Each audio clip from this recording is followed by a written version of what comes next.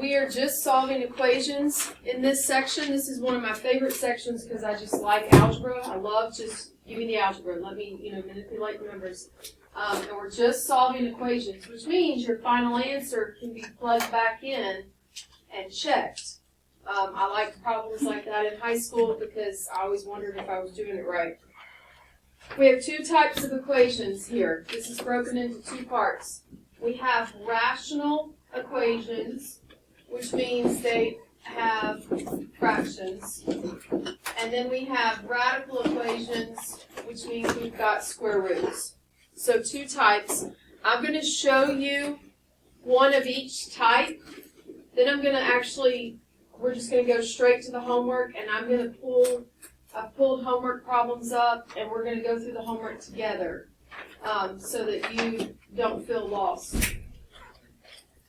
Lucas, can you fix that? It's bothering me. I'm not going to be able to teach.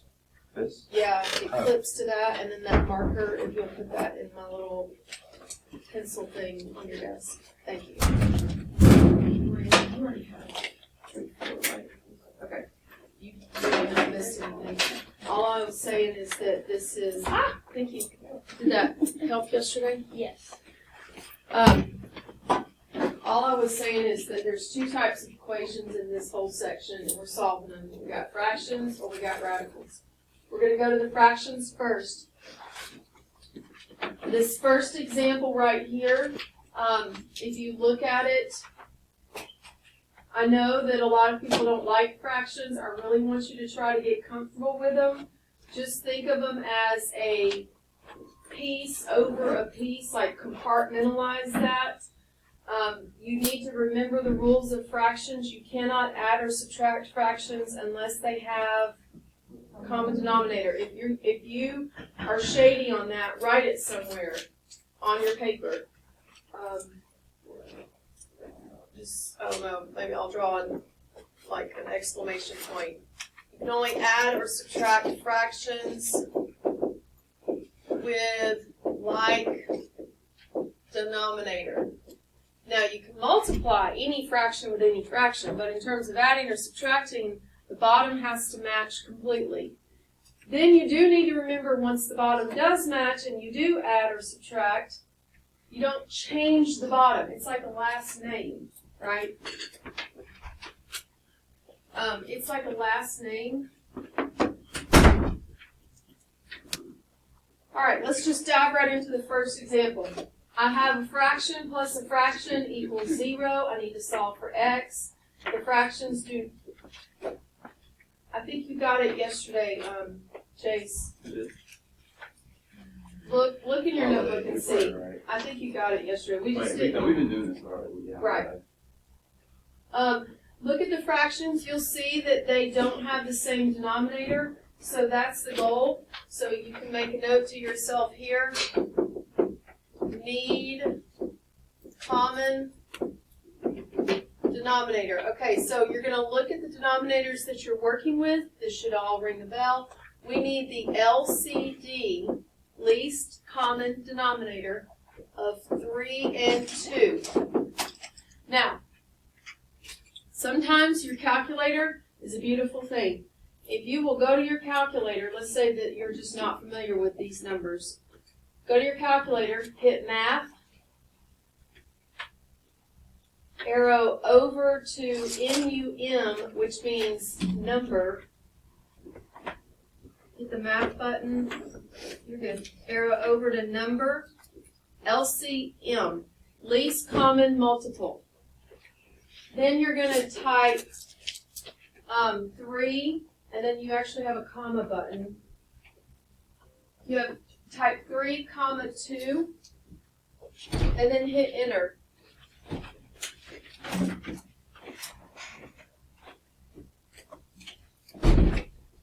And it will produce the least common denominator for you. Did you get 6? All right, so you might want to make a note. In the calculator, you hit the math button, you arrow over to number, and then it was, I think, 8, right? And then you enter your numbers. Now, it it can only do it with numbers. It can't do it with variables. Okay? That's the downfall. You would think 2022 calculator should be able to tell me the LCM with variables. It can't. It's just numbers. Okay, so now what you need to do is to tell yourself, we need to get a common denominator here. Ask yourself what to multiply by in order to get that common denominator. If I multiply by 6, which was my LCD, this 3 is going to disappear into the 6. This 2 is going to disappear into the 6, and the 6 times the 0 is going to come out as 0. So watch, you're going to love this, I think. Just watch, don't write yet. I'm going to give you a chance to write. I can do whatever I want as long as I do it to both sides, right? Yes? So I'm going to multiply this by 6 and this by 6. The left side by 6, the right side by 6. Okay? That's going to multiply in here. Is everybody with me? Okay, so this 3 would divide into the 6 and leave me with 2. Bring down the binomial. Just watch. Don't write. Copy the sign. This 2 would divide into the 6 and leave me with 3. Copy the binomial. Copy the equal. 0 times 6 is 0. Fractions. That's it. I'm done. Go do your homework. Just kidding. Instead of trying, I know you're probably like, what in the world did she just do? I'm going to do some more, so don't worry. Instead of trying to get a common denominator, multiply them by it, add them together, and then cross-multiply with a 0 over there, if I just multiply every single entity, this entity, and this entity by 6, because the denominators will divide into the 6, the fraction disappears. Which is an alternative way of solving it. Instead of getting the common denominator and having the fraction along the way, like, wouldn't you agree you'd rather go the route that gets rid of the fractions? I think everybody would, right? If you go the route of getting that common denominator and keeping it, you're going to have a fraction until the very end when you cross multiply.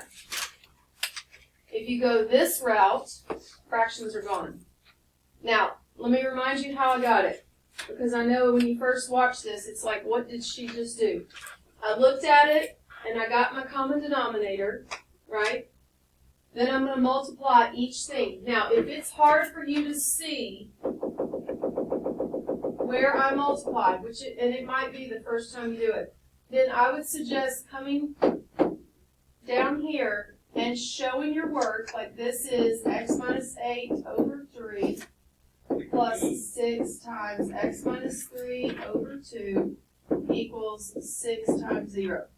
So now you can see that all I did was multiplied 6 by every single thing, and then you can individually say, oh, this 3 divides into this 6, so that's actually 2.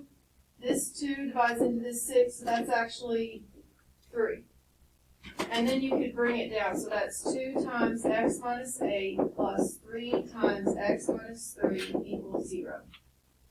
Which was what I had. I did this stuff in my head. I said to myself, the 3 divides into the 6, and then I wrote what you get. And I brought that down. I said the 2 divides into the 6, I wrote what you get, and I brought that down. Okay? Now solve it. It's a basic multi-step equation.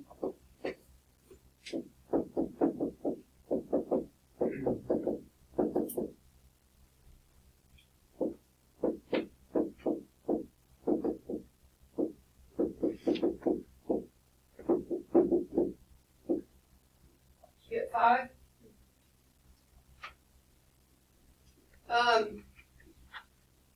Make a note. Change colors. Highlight it, do something. I'll put a highlighter.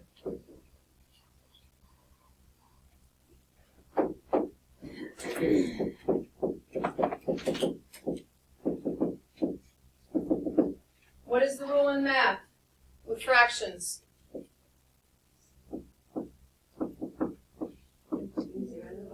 Denominator cannot be 0. So when you come to an algebraic answer, go back and make sure if you got an answer that when plugged in makes 0 on the bottom, then that's a problem. So that's called an extraneous solution, and in that case you would throw that answer out. So keep in mind, denominator can't be 0. Now, if you look at this particular equation, and it is not asking domain, I'm just trying to make sure and tie it all together. The denominators here have only numbers in the bottom, right? So every time, what's the bottom here going to be? That I'm pointing to. Every time the bottom would be the number you see, 3. Every time here the bottom would be 2. There is no x in it, which means can the bottom change? No. So because the bottom doesn't have the letter x in it, a variable, it would mean that this particular problem is all real numbers. There's nothing off limits. Because those are actually not rational necessarily. Those are just linear, if you think about it. That's just 1/3 x minus 8/3. So if you think about it like slope-intercept form, you know. So that's why the domain here is all real numbers. So keep in mind, denominator can't equal 0, which means check your answer. Just check it. Make sure you're okay. And in this case, we're okay. Let's go to another one.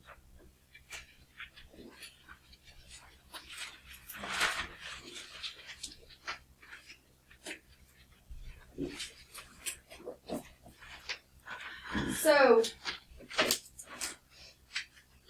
this slide right here is kind of like saying, be careful in math. You know, coming back to this one, I got rid of those fractions in the first step. And you might be thinking back on some old math and thinking, well, back in chapter R, why did we have to get a common denominator in order to add or subtract? Why didn't we just do this method you just showed me? Because there was a difference. This is a rational expression, and this is a rational equation. The difference is if I just hand you some math by itself, there's no equals something, that's called an expression. You have to have a common denominator. There's no other way to do it because you don't have the position to, oh, whatever I do to one side, I do to the other. Can't do that here because there's not two sides. Does that make sense?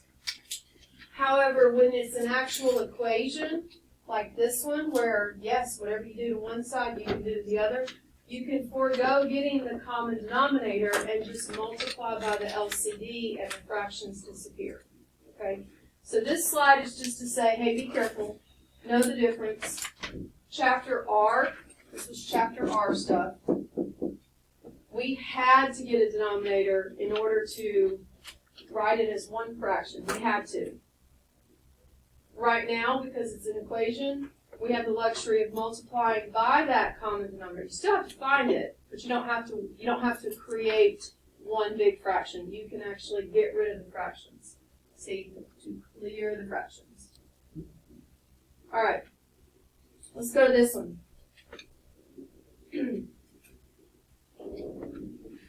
Now, this is a second type of situation. Remember the last situation was fraction plus fraction equals 0. This is a fraction equals a fraction. I want you to make a note. This is a fraction equals a fraction. Okay, this should ring a bell from geometry. It's called a proportion. Do you remember how to solve proportions?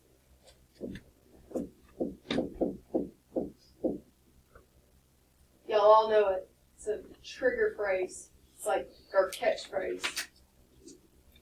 You solve a proportion by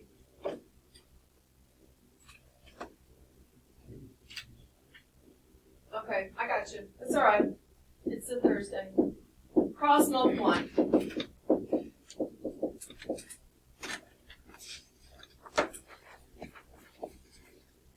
You should love these because if you're in a position to be able to just cross multiply it, it doesn't matter what the LCD is. Like, you don't have to check it because you're just cross multiplying. You've got 4 pieces. You're multiplying the 2 denominators across the equation to the 2 numerators on the opposite side.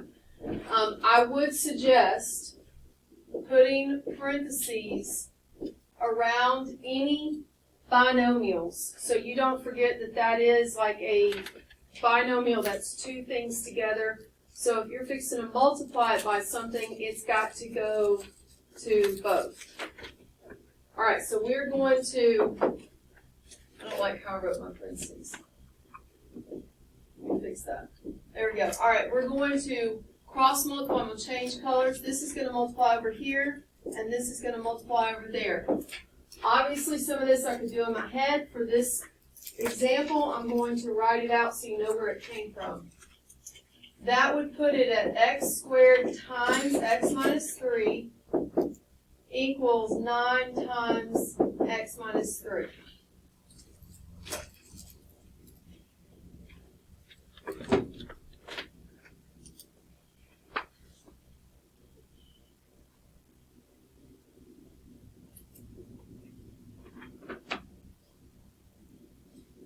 Now, before you start distributing, look at what has happened. Like, look at what you conveniently have. What do you notice? You could distribute, no big deal. You're going to get some big stuff. What do you notice? Yeah, you can cancel those because that is, even though it's a binomial, it's in parentheses, it's a multiple, right? This is saying x squared times beep, and this is saying 9 times beep. The beeps match, which means that they're common factors, like they cancel out, right? They could have canceled right here, but I wanted you to see why they're canceling. If you're dividing both things, both equations, by the same exact element, then you can throw the element out because it's already balanced. Just focus on the top. So these can cancel. Feels really weird to do that. I understand. But they can cancel because they're the exact same multiple. So I just have x squared equals 9. You are solving. Undo the squared. What's the square root of 9 when solving? There's 2 answers there. You got plus or minus 3, right? I'm not going to circle it yet because what did I write on the last slide? Check your answer. So, I mean, this is initially our answer. But immediately I should think to myself, now wait a minute, I had a 3 in the bottom of the fraction over here. Let's check it.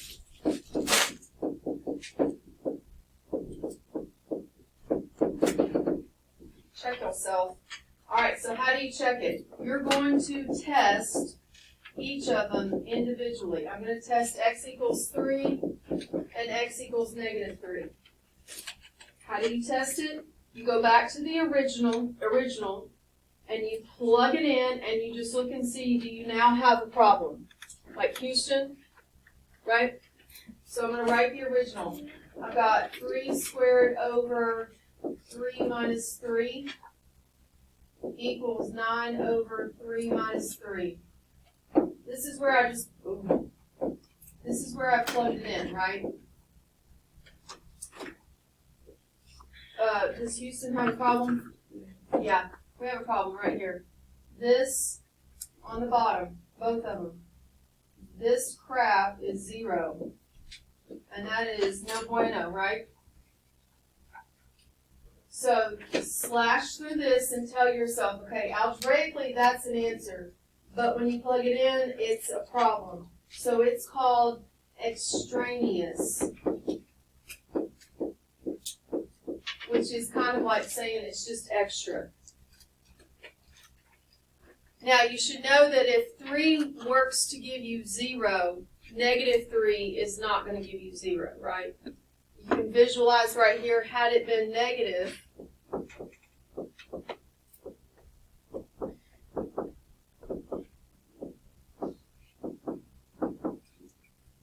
and I'm just showing you where I'm checking it. You could check it in your head looking back up at the problem. You wouldn't have to necessarily show all this work all the way.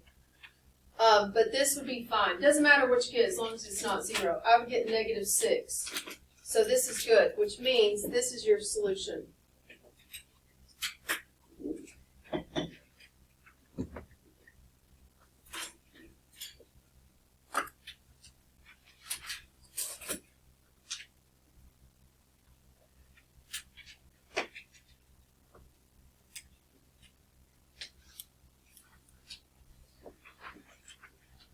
All right, let's level it up.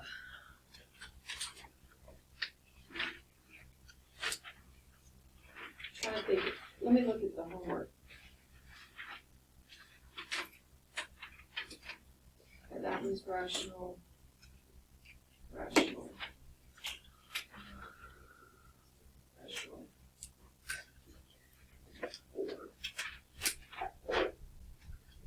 When you're doing the homework, it's going to give you 3 choices. It's going to say the solution set is, and then it's that, let me show you.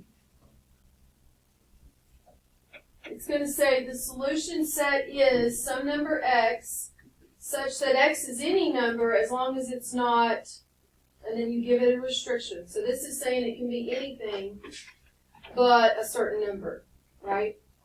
This is saying the solution is specifically 1 or 2 numbers, and this is saying, hey, you can't solve this, okay?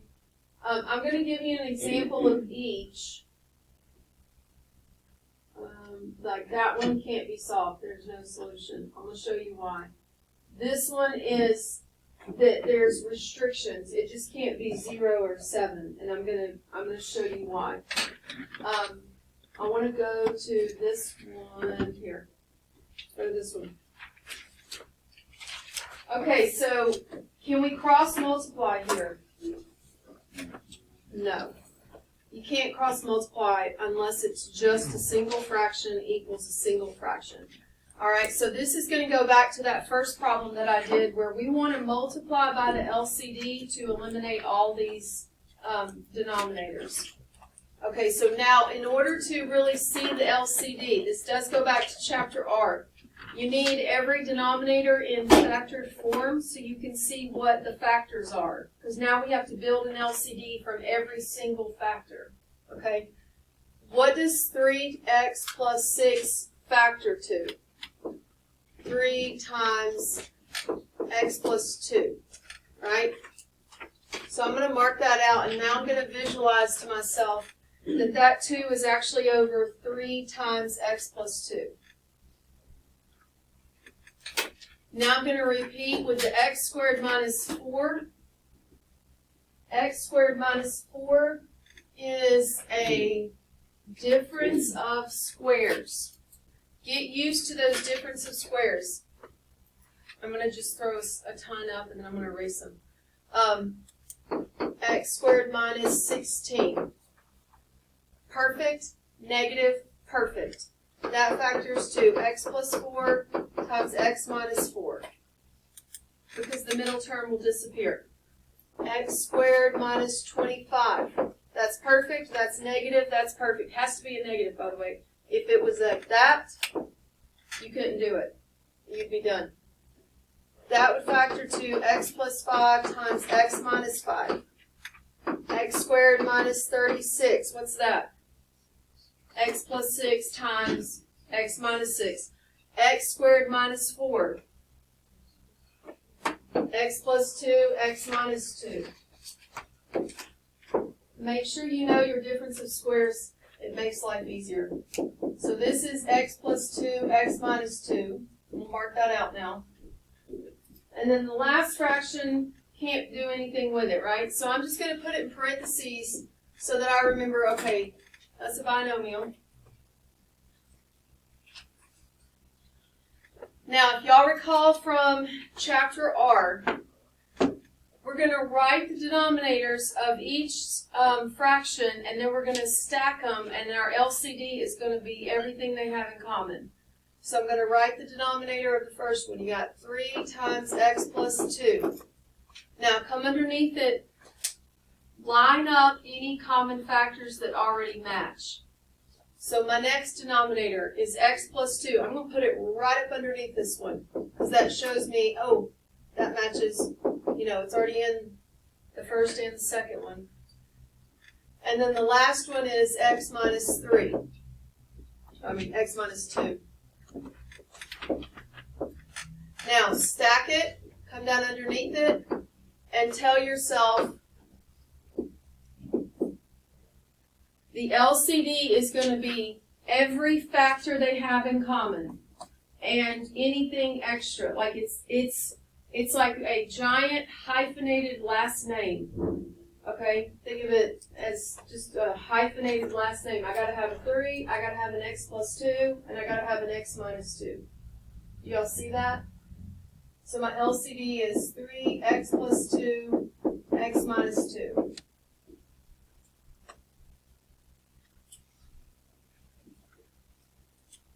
Now you might be thinking, man, that's a lot. Remember, the first step is where we start multiplying, and then the next step, everything is nice and cleaned up.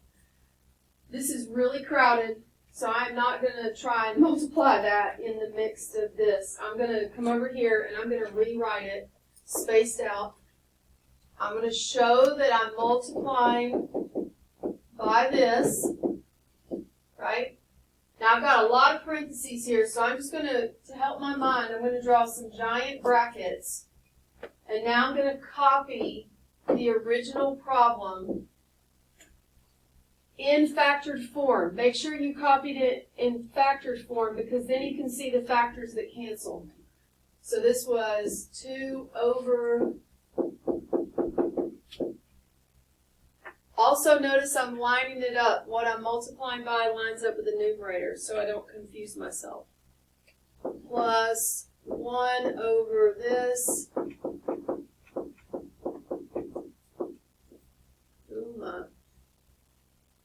Equals 4 over this. And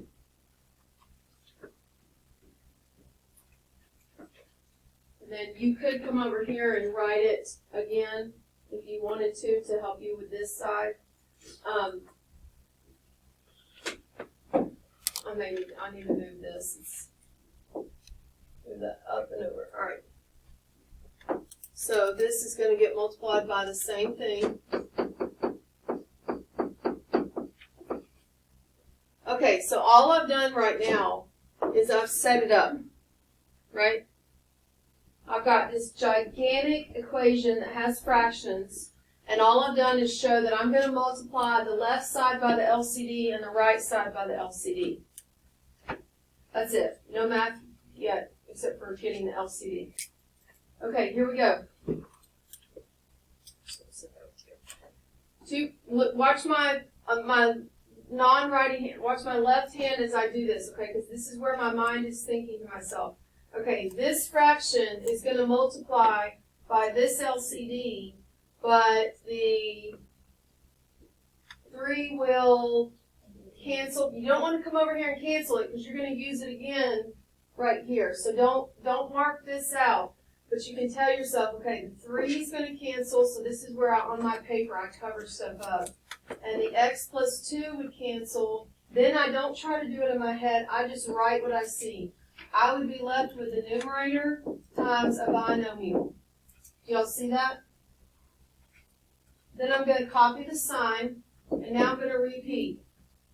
So these 2 binomials would cancel these 2 binomials out, and I'd be left with 1 times 3.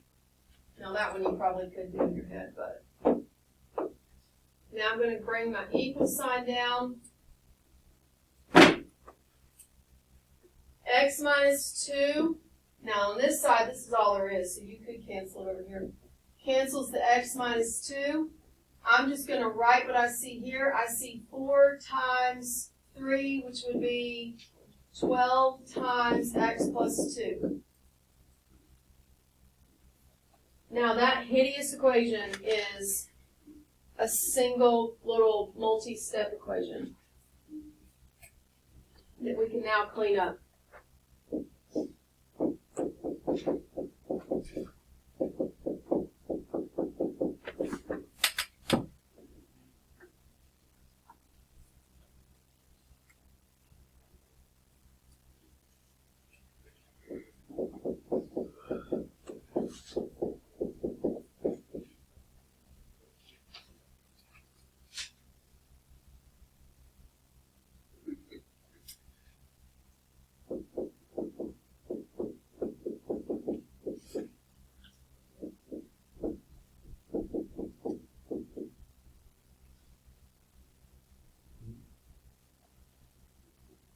I subtracted 2x.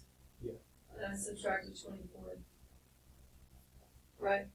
If you want your x on the left, is that what y'all want? Okay, not a problem. I usually go wherever the smaller coefficient. Alright, so you want your x on the left, so we would get negative 10x equals 25. Same thing. Divide by negative 10.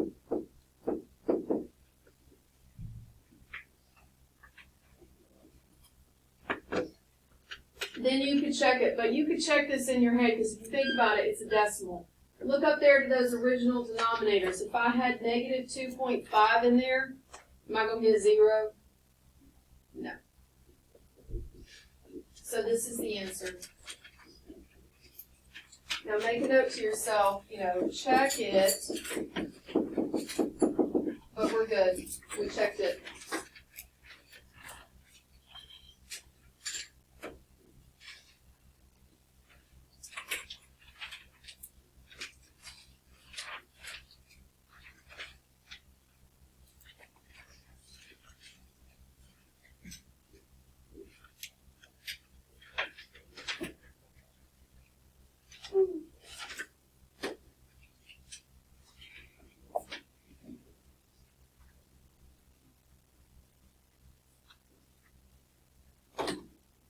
When you're doing the homework with this type, remember I said we're covering 2 types of equations.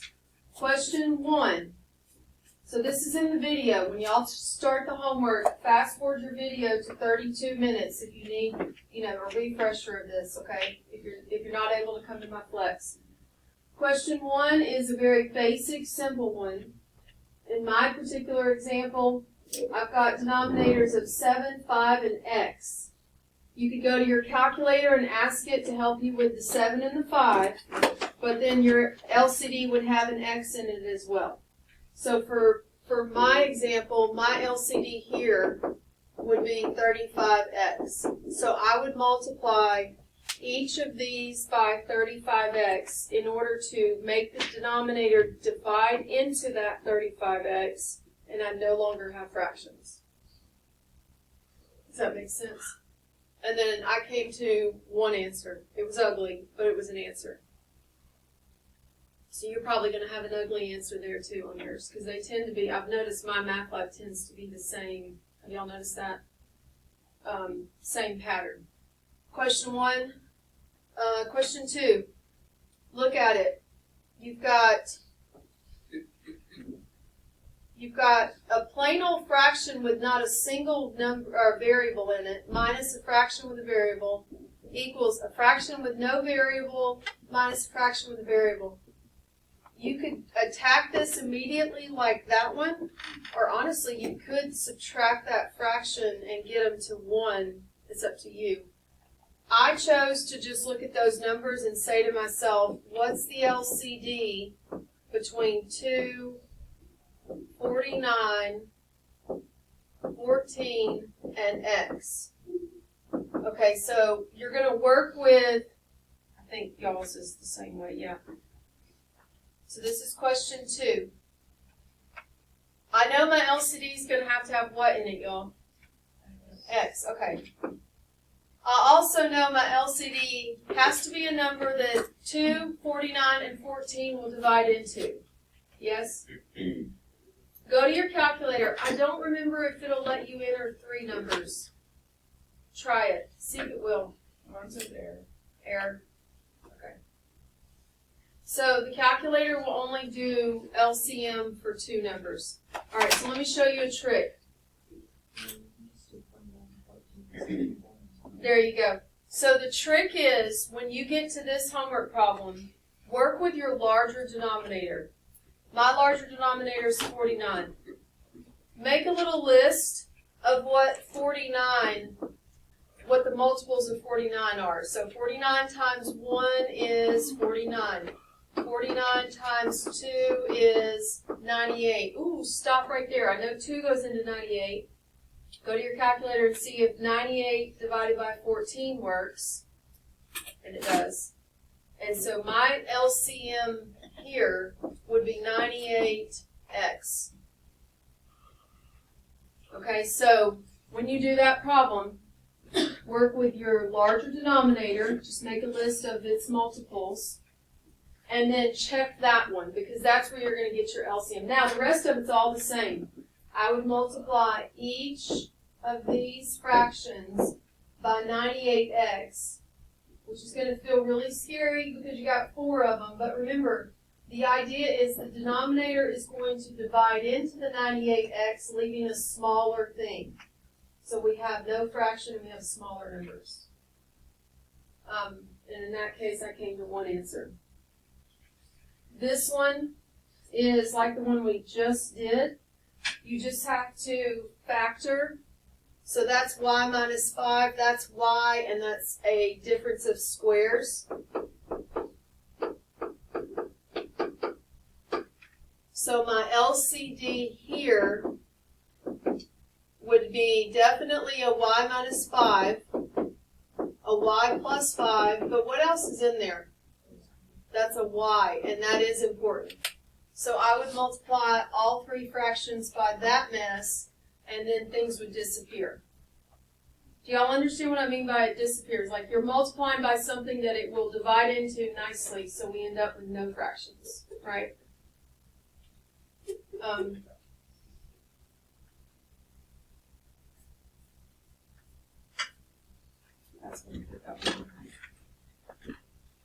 So when you multiply, I'm going to finish this one right here. When you multiply this whole thing, look at it carefully. If I multiplied by y minus 5, y plus 5, the first fraction I got 10 on top, the y minus 5s would cancel, and I'd be left with y plus 5, right? The second fraction, top of the minus, I've got a 2 on top, the y's would cancel, and I'd be left with this. The third fraction, the y minus 5, y plus 5 would cancel, and I'd be left with y times 13y plus 5. So you're going to get a long multi-step equation here that is going to involve full, but you already know what that is, right? Remember, that came from what? Y squared. So that actually is, let me show you.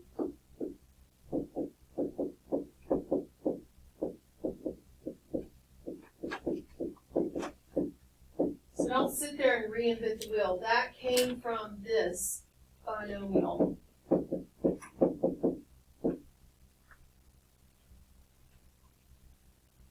Distribute the 2, the negative 2 right here. 5 bonus points to whoever kills whatever that is flying around. I think it's a moth. Is it a fly? Now you've got a lot going on. You've got to combine all your like terms to see what we got here. I would subtract that over to underneath this. I would go ahead and combine this. This would be 8y squared. And then minus 13y squared, right? 8 minus 13. Actually, I'll just do this.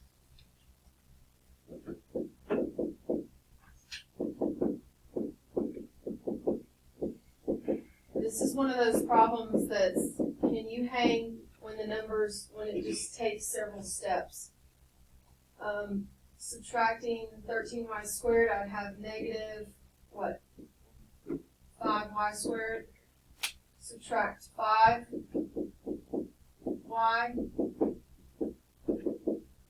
What do you notice about every single one of them?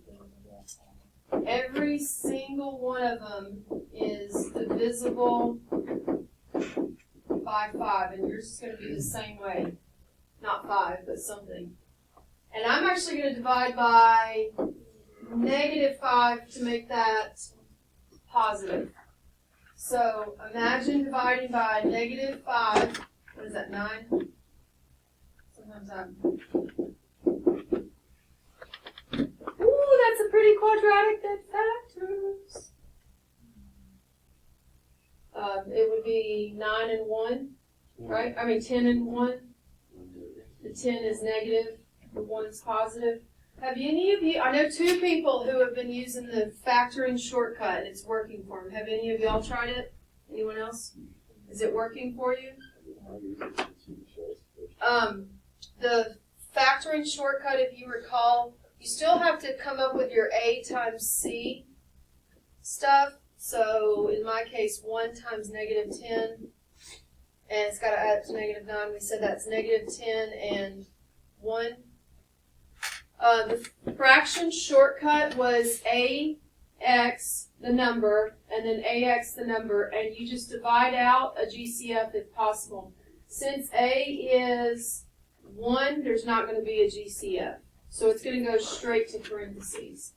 So AX, in this case 1Y, the number, and then AX 1Y, the number.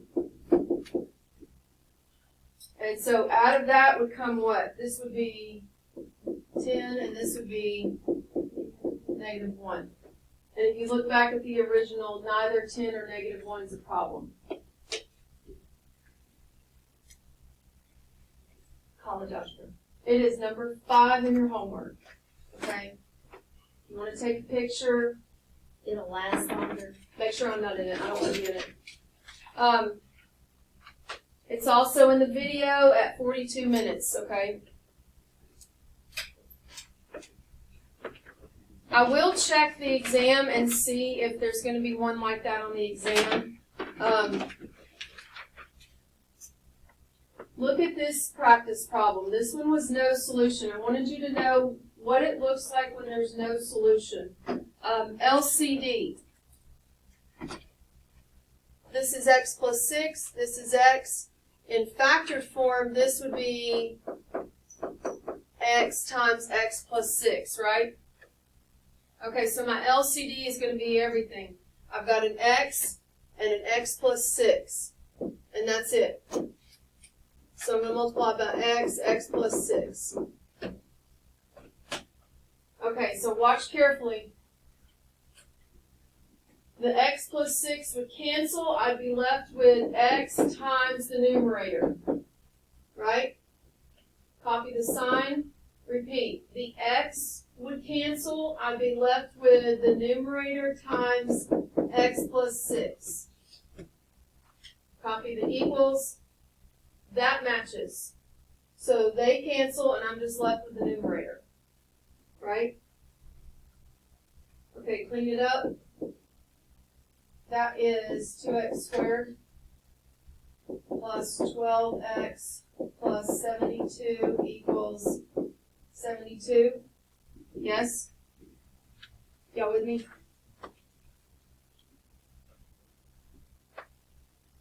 Okay. Subtract the 72s. Subtract this over here.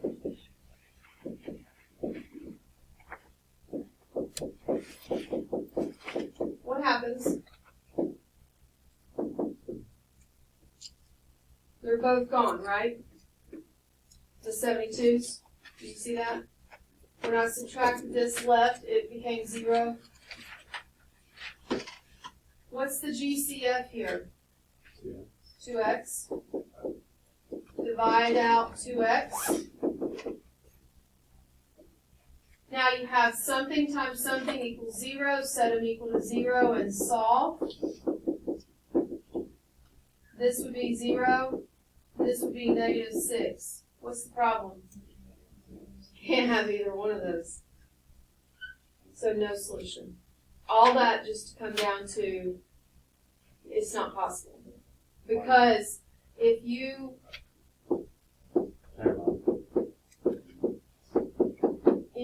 plugged, negative 6 in right there, or 0 right there, you're going to have a problem. So there is no solution. These are not possible. Algebraically, they're the answers. But that particular problem, the domain is, hey, you plug whatever you want in.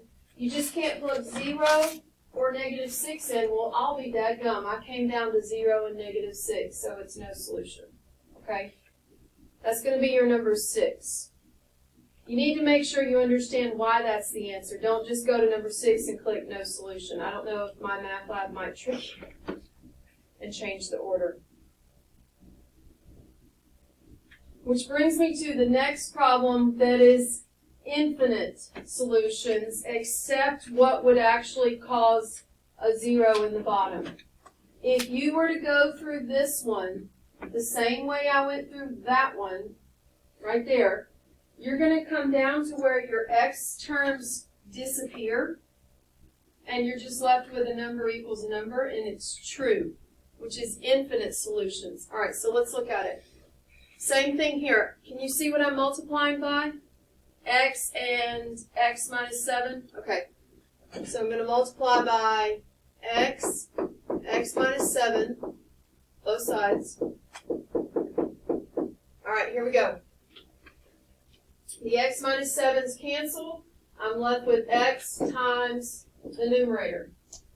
Copy the minus. The x's cancel. I'm left with the numerator times x minus 7 equals, the whole thing cancels, and I'm left with 14. Right?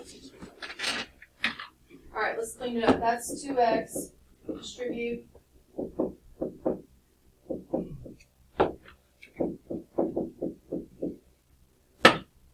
That goes away, and you're left with that, which is a statement, and it's true, which means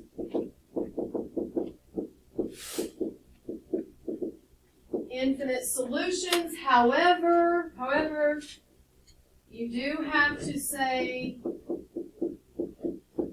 what's off limits. Go back to the original. It's the factored form helps you to see what's off limits.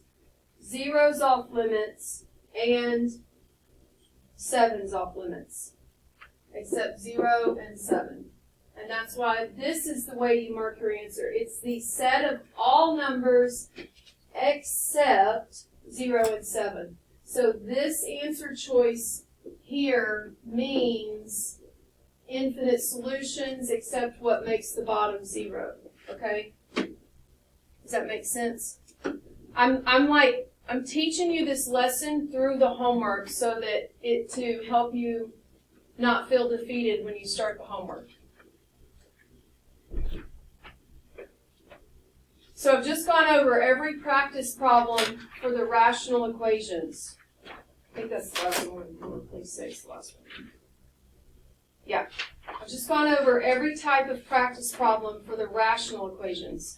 Now let's go to the radical equations. I personally like the radical ones because I don't have to worry about fractions. However,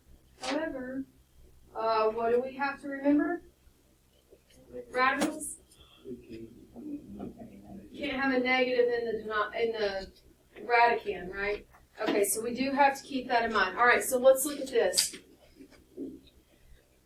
You don't realize it, but one day in math you learned that, hey, if you have an equation, if you want to raise one side to a power, that's fine as long as you raise the other side to the same power, right? That goes back to you can do whatever you want to an equation as long as you do it to the other side. Okay, so you might think, well, why are powers coming into play here? If you have an equation that is saying the square root of something equals, 4 in this case, and I want to solve it, then I've got to somehow get to the x. I need to get rid of the square root, so I'll use a opposite operation, which is squaring it. You do change the whole problem when you do that. You are opening it up to more possible answers, which is why you have to be careful and always come back and check it and say, it was my answer that I came to allowed to be in the problem. All right, so let's look at it. We have the absolute value equals 4. Ask yourself, is there an example? Is it 5? Oh, that's a binomial. It is not in the notes. That's why I copied it from homework. It is going to come up in the homework. Question 10. Okay, so let's just go ahead and take the notes here. I'm going to say, be careful. Make this note. This is my math lab homework number 10. When you take the square root of a number, right? I'm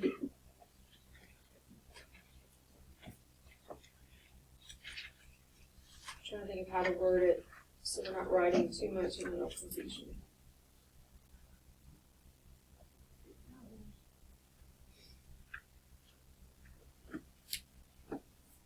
When you're solving equations and you have to square root things to solve, like you're already in the process of solving.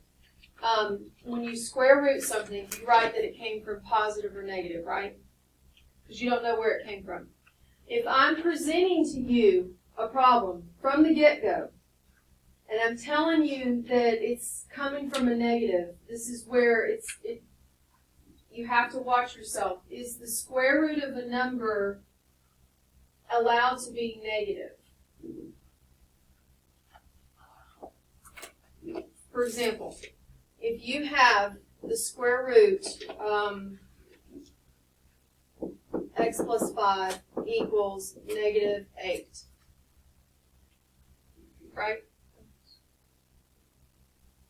So the square root of x plus 5 equals negative 8. That's a problem. And it's because the 8's negative. So in this, if I throw this at you from the get-go, it's not that you were solving it, it's that it started that way. It's no solution. Because there's not a number that I can plug in here to generate a negative out of a square root. Now, if I'm solving an equation, I have to compensate for both cases. But if I'm starting from this right here, the square root of some crap is negative, no solution.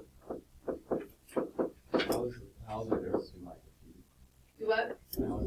How's there difference between small project and that whatever you started? Because in that case, what you started with had a different domain. This domain right here is saying I can only have answers from the beginning of numbers greater than or equal to negative 5, right? So think about it. If I can only plug in numbers greater than or equal to negative 5, and it's saying it's equal to negative 8, it's out of the domain.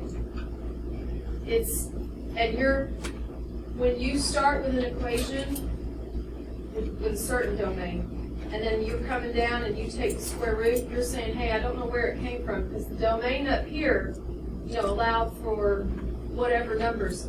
So as I'm solving it, you're saying it could be either case. You have to check your domain. If I'm giving you the equation from the get-go with a restricted domain, and it's saying that it's equal to negative, it's not possible. Okay? That's going to come up in the homework on one of the problems. I think it's question 10. It does not come up in our notes. Now, so let's look at it. We have equals a positive number. I'm just going to make a note. This is positive, so check mark, like we're good to go. You know what I mean? Like check it.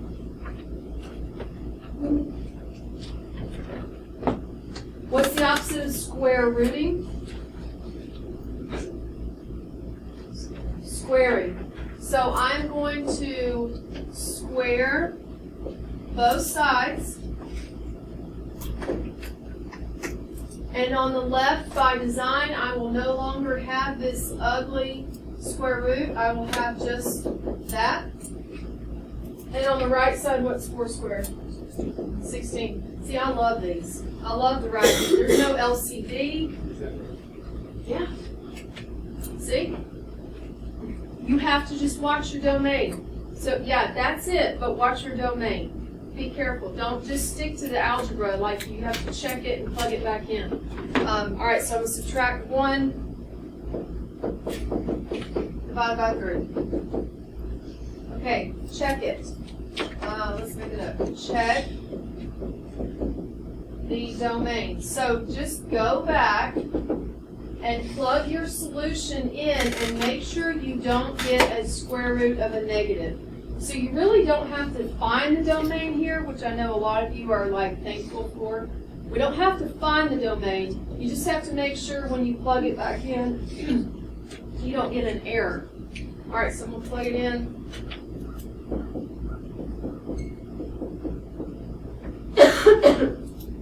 Three times 5 plus 1. 15 plus 1 is 16. What is the square root of 16? It's 4, which means I'm okay. So that's it. Just remember, when we're checking the domain, the radicand cannot be negative.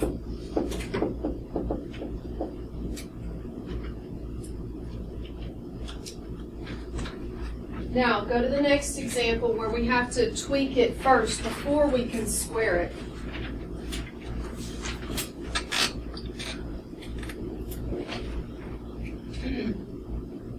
This is not like the last one. This is not the square root of something equals something. This is 5 plus square root equals something. Make a note. Isolate the radical, which means you should have the radical on one side by itself and the other stuff on the other side. Okay? So in this case, I'm going to subtract 5 to over here. Now, those are not like terms. I just end up with x minus 5. You can see where this is going. I have the radical by itself. I'm ready to do the opposite operation, which is square both sides. Be careful. I'm drawing a big red flag right here, directly in front of you folks, right here, because I have seen too many people say that x minus 5 squared equals this. And that is wrong.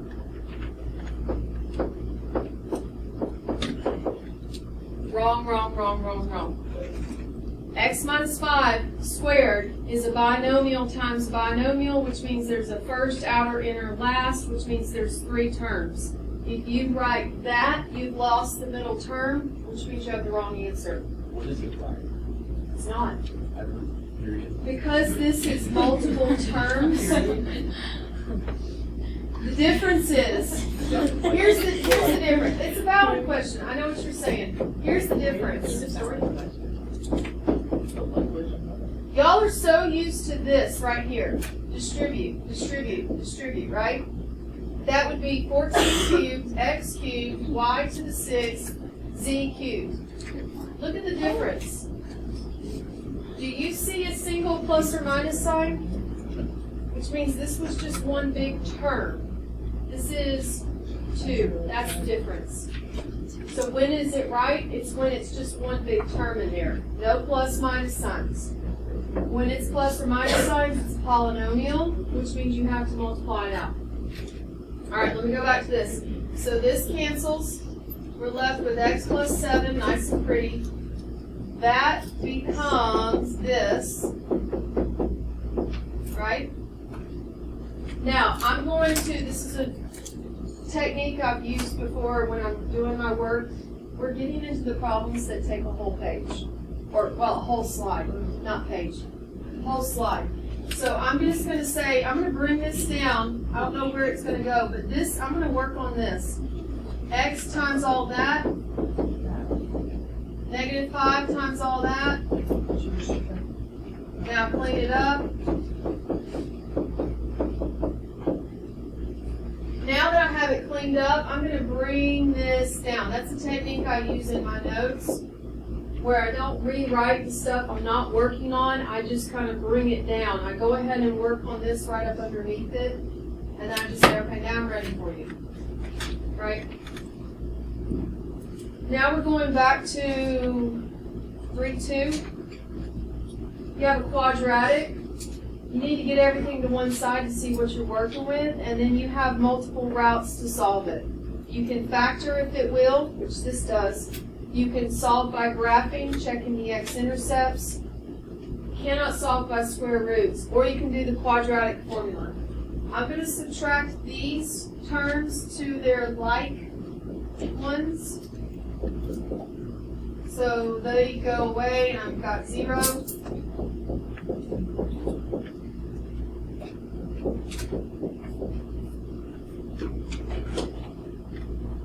All right, let's practice that fraction method, factoring again. A times C would be 18. B is negative 11.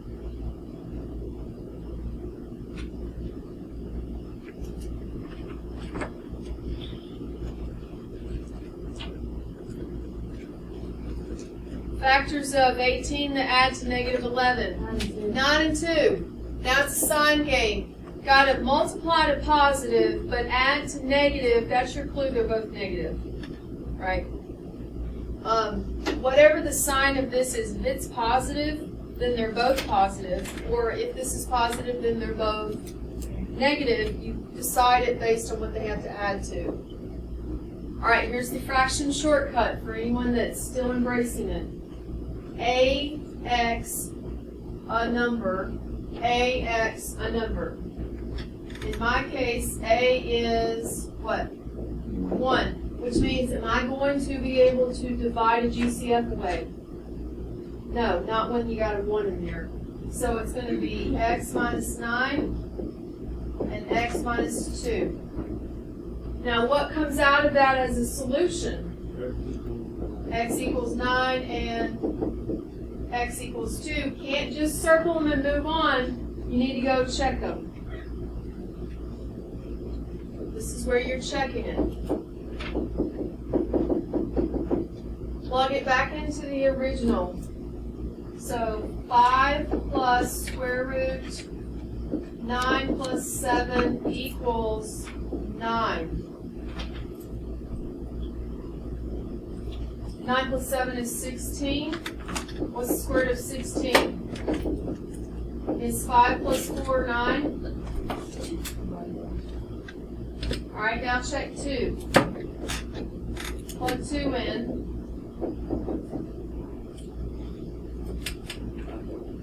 Yeah, we've got a problem here, Houston. 5 plus square root of 9 equals 2. What's the square root of 9? 3.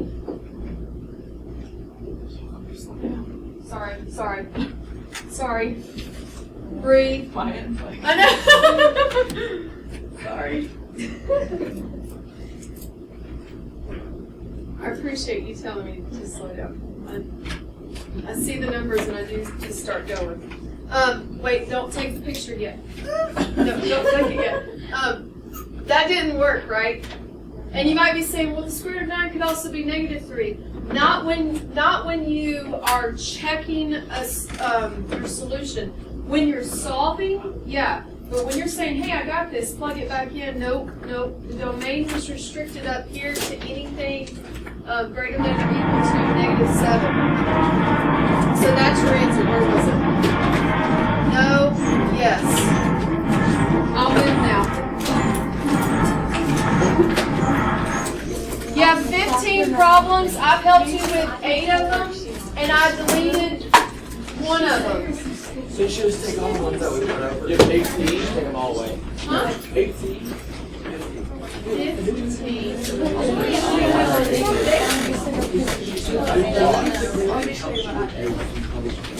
I've helped you with 8 of them. And I deleted one of them that's not relevant. Sure. My number's gonna be off. So I had a factor. You got me. That's why you like don't quite literally scream. I'm stuck in it.